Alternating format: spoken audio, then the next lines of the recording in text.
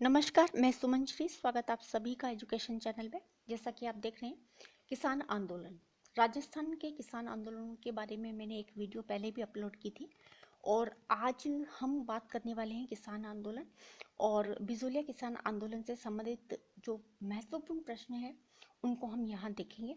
और ज़रूर आपको यह जो टॉपिक है वो आपकी एग्ज़ाम्स की दृष्टि से आपके लिए बहुत इम्पोर्टेंट होगा। तो आइए हम शुरुआत करते हैं राजस्थान के प्रमुख किसान आंदोलनों के बारे में। महत्वपूर्ण प्रश्नोत्तर। सबसे पहला जो प्रश्न है वो है तलवार बंधाई क्या है, यानी कि तलवार बंधाई जो है वो क्या चीज़ है और ये किसने लगाई थी, इससे संबंधित जो प्रश्न है वो हम देखेंगे। तो सबसे पहले हम बात करने वाले तलवार बंधाई, यानी कि नए जागीरदार की गद्दीनशीनी के समय उत्तराधिकार के रूप में राज्य के द्वारा लिया जाने वाला ये शुल्क होता है, तो वो है तलवार बंधाई। अब प्रश्न ये बनता है कि तलवार बंधाई का जो कर है जनता पर लगाया था किसने, तो वो थे पृथ्वी सिंह। बहुत अच्छे प्रश्न हैं और मैंने बड़ी जो है शिद्दत के साथ आपके लिए ये प्रश्नों को जो है सेलेक्ट किया है और ज़रूर आपको एग्ज़ाम में आपको जो है इससे मदद मिलेगी। अगला जो प्रश्न है वो भी बहुत इंपॉर्टेंट प्रश्न बनता है कि प्रेमचंद जी के किस उपन्यास में मेवाड़ के जन आंदोलन का जो चित्रण किया गया था वह बिजोलिया किसान आंदोलन का ही प्रतिबिंब है। तो किस उपन्यास में, तो वो जो उपन्यास है मुंशी प्रेमचंद जी का वो है रंगभूमि। रंगभूमि में जो मेवाड़ के जन आंदोलन का जो चित्रण किया गया था वो बिजोलिया किसान आंदोलन का ही प्रतिबिंब है। तो बहुत इंपॉर्टेंट प्रश्न बनता है कि कोई भी आंदोलन है, किसी लेखक ने उससे संबंधित जो भी लिखा है वो उसका चित्रण जो भी किया है तो वो मिलता जुलता सा सेम लगता है। तो ऐसे जो प्रश्न बनते हैं वो इम्पोर्टेंट प्रश्न हो जाते हैं और ऐसे ही प्रश्नों को जो स्टैंडर्ड जो प्रश्न बनता है, स्टैंडर्ड जो पेपर बनता है उसमें ऐसे प्रश्नों का होना बहुत ज़रूरी है, तब जाके पेपर थोड़ा टफ बनता है और उसे हल करने में भी थोड़ा इंटरेस्ट होता है। अगला जो प्रश्न है वो है पथिक जी कांग्रेस के कौन से अधिवेशन में शामिल है होने के लिए दिल्ली गए थे। तो विजय सिंह जी पथिक से संबंधित जो वीडियो है मैंने अपलोड कर दिया है, तो आप ज़रूर देखें। जो नए विद्यार्थी हैं और जो जिन्होंने पहली बार सुमन श्री एजुकेशन चैनल को पर विजिट किया है तो वो ज़रूर वहाँ पर उस वीडियो को देखें, तो आपको सारी के सारे जो टॉपिक हैं वो समझ में आएंगे। इसी तरह से यहाँ पर पथिक जी हैं कांग्रेस के कौन से अधिवेशन में शामिल होने के लिए कहाँ गए थे, दिल्ली गए थे, कब गए थे, कौन सा वो अधिवेशन था, तो 1918 का अधिवेशन था और जिसमें अध्यक्ष थे पंडित मदन मोहन मालवीय जी। तो ये इम्पोर्टेंट प्रश्न बन जाता है। कोई भी जो आप कहिए कि आंदोलन है या कोई भी एक प्रमुख नेता हैं उससे संबंधित नेतृत्व वो संभाल रहे हैं और वो मिलने के लिए जा रहे हैं अधिवेशन में, कौन से अधिवेशन में जा रहे हैं और किससे मिलने जा रहे हैं, अधिवेशन है तो कहाँ पर वो अधिवेशन हुआ है, कौन सा अधिवेशन है, उसमें अध्यक्षता कौन कर रहा है, तो ये इम्पोर्टेंट प्रश्न बन जाते हैं।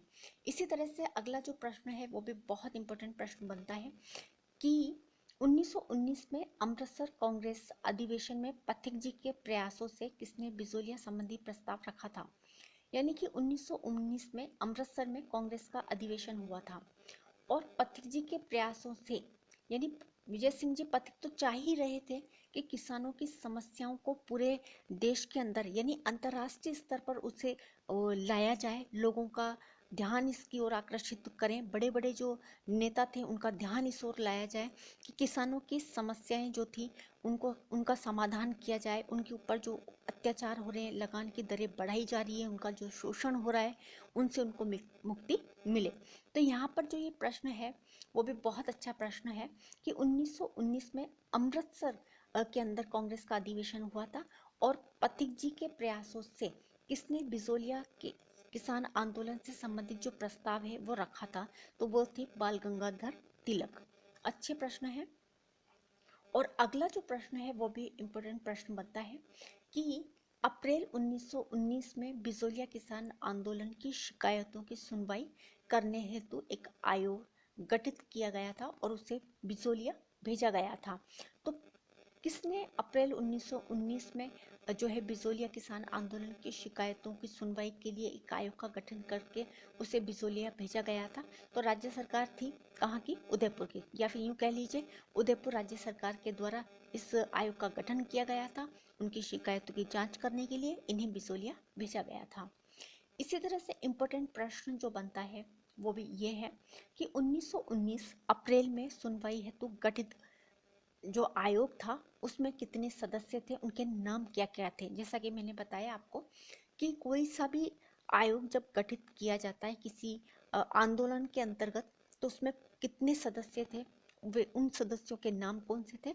तो यहाँ पर 1919 अप्रैल 1919 में सुनवाई के लिए गठित आयोग था, उसमें 3 सदस्य थे। उनके नाम देखते हैं। उनके नाम हैं ठाकुर अमर सिंह, दूसरे नंबर पर हैं अफजल अली जो न्यायाधीश हैं, और तीसरे नंबर पर हैं बिंदुलाल भट्टाचार्य।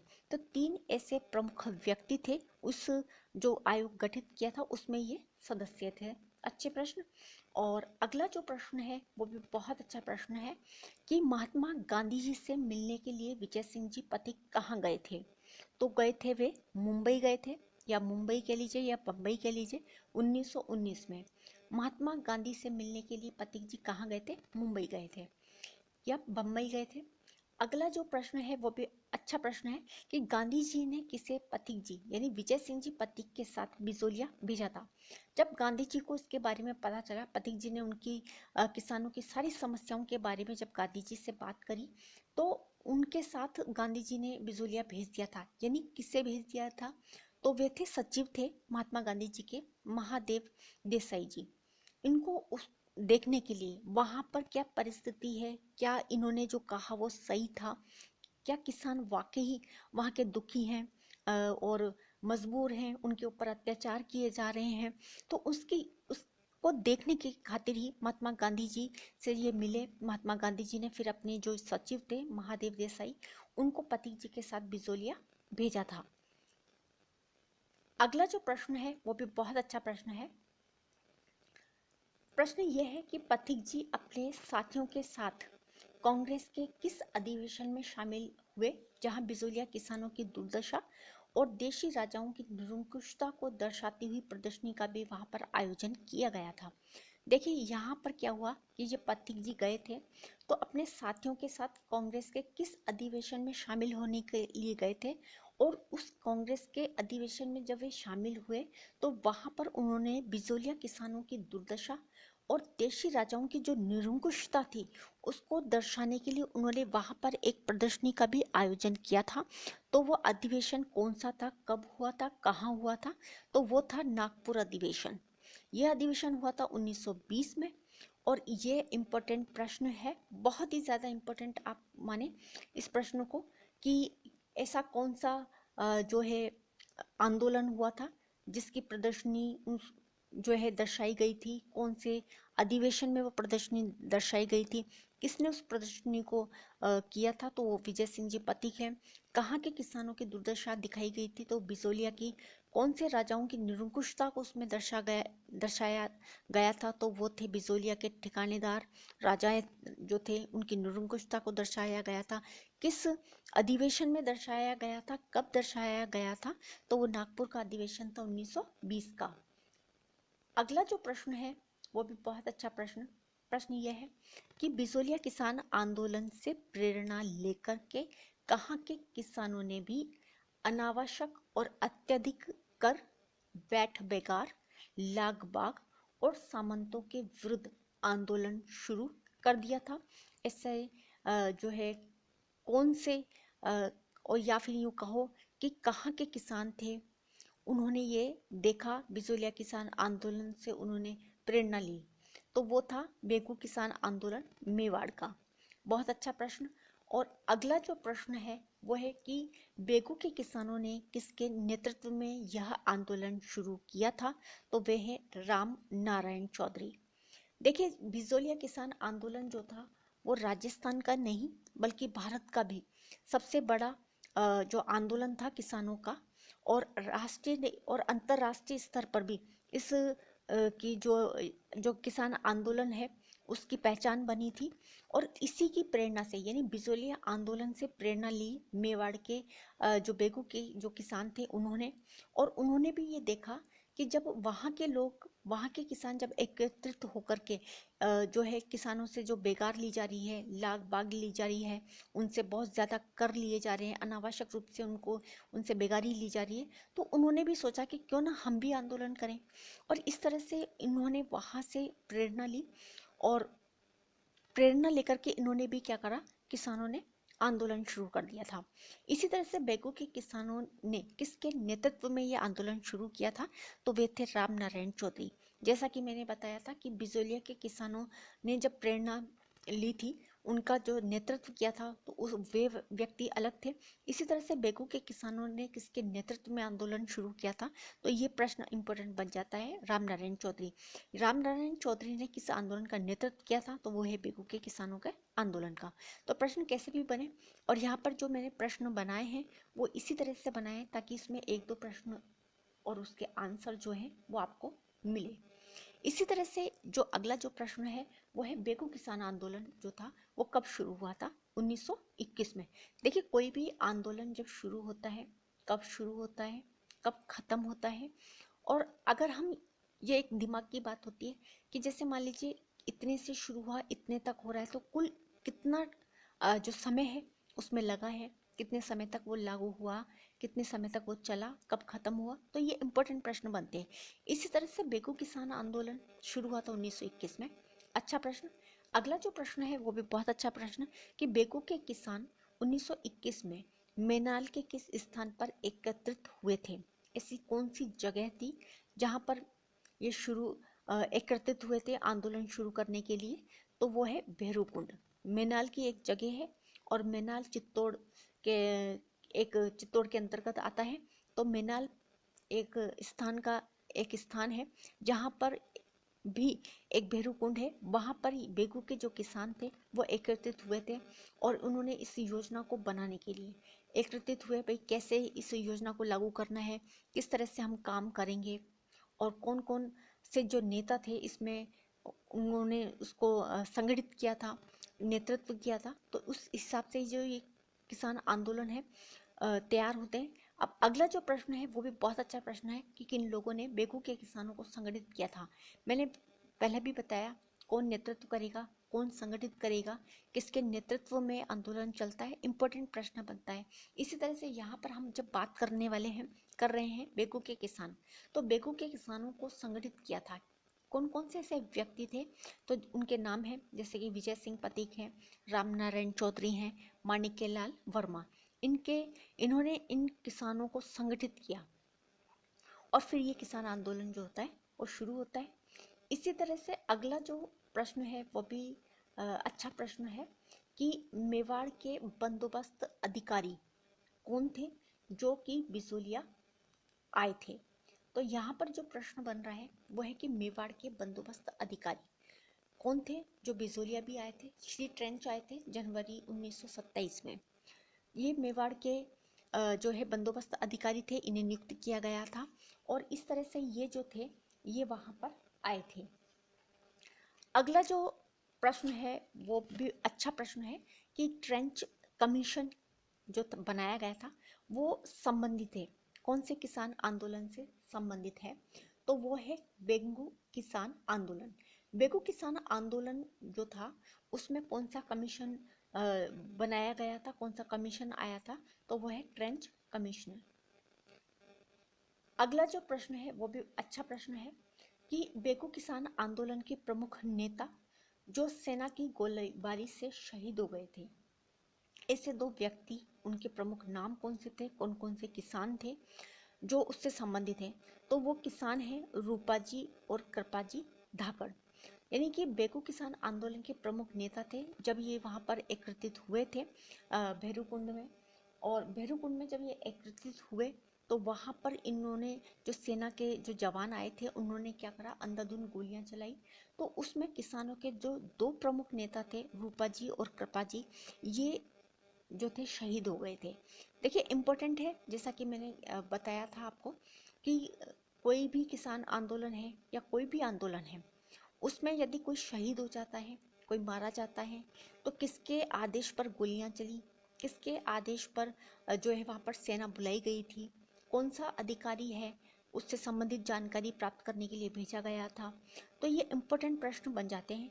अब प्रश्न यहाँ पर यह भी बन सकता है कि रूपाजी और कृपाजी धाकड़ नामक दो किसान थे, वो किस आंदोलन से संबंधित हैं, तो वो है बेगू किसान आंदोलन।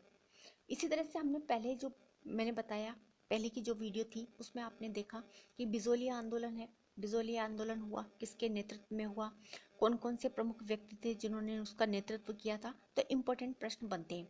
इसी तरह से एक प्रश्न जो है वो है कि बेगू के ठाकुर कौन थे।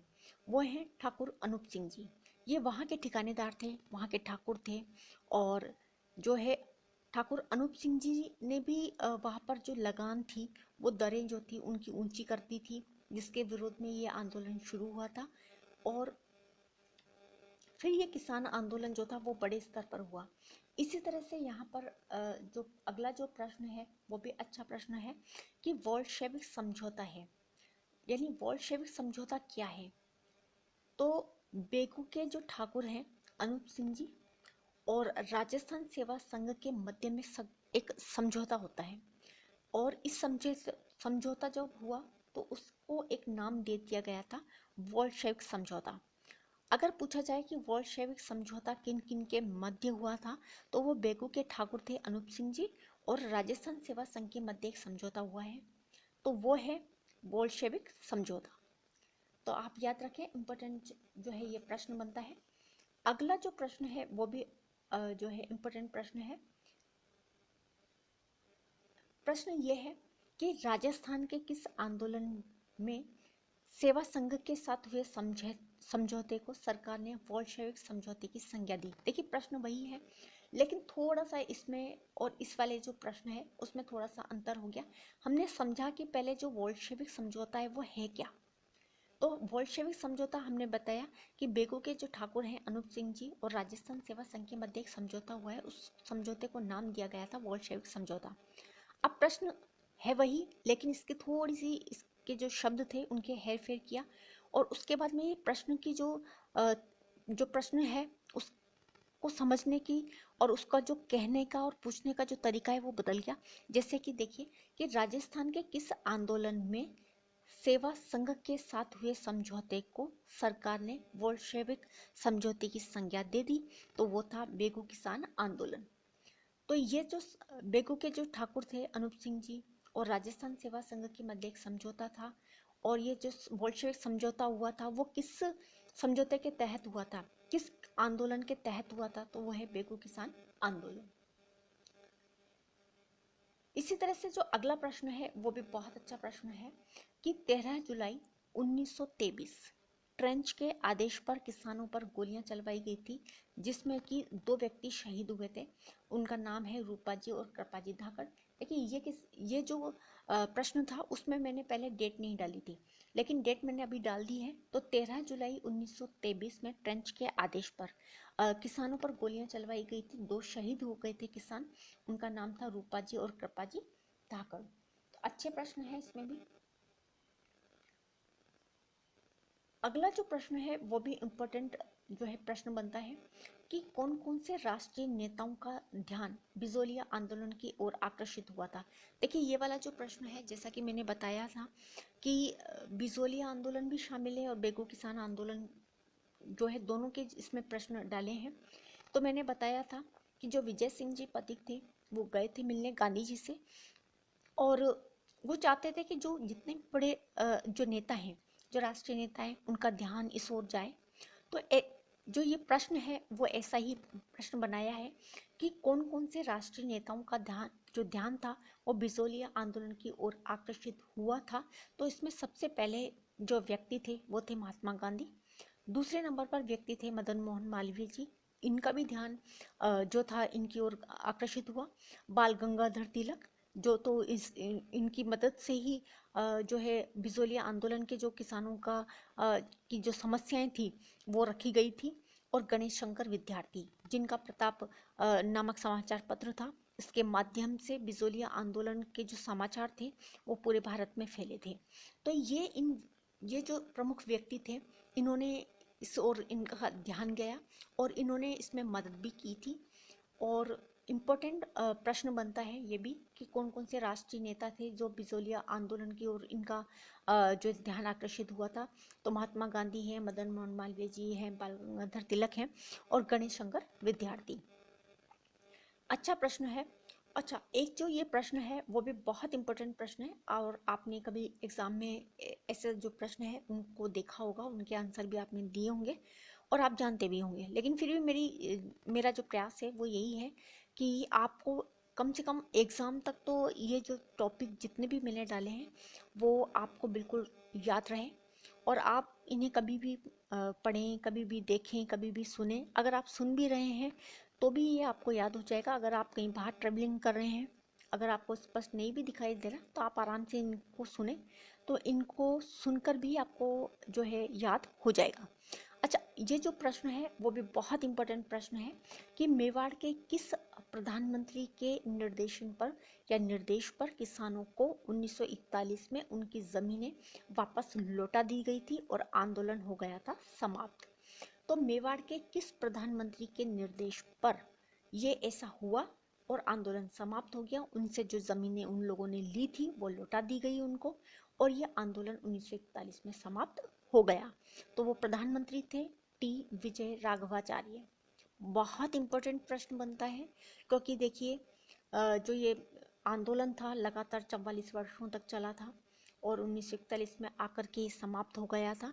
और उस समय मेवाड़ के जो प्रधानमंत्री थे टी विजय राघवाचार्य, उन्होंने ये निर्देश दे दिए थे कि भाई किसानों से जो भी ज़मीनें ले ली हैं उन्हें लौटा दो और अब ये आंदोलन समाप्त हो, क्योंकि काफ़ी लंबा इसका समय हो गया है, किसान भी परेशान हो रहे हैं।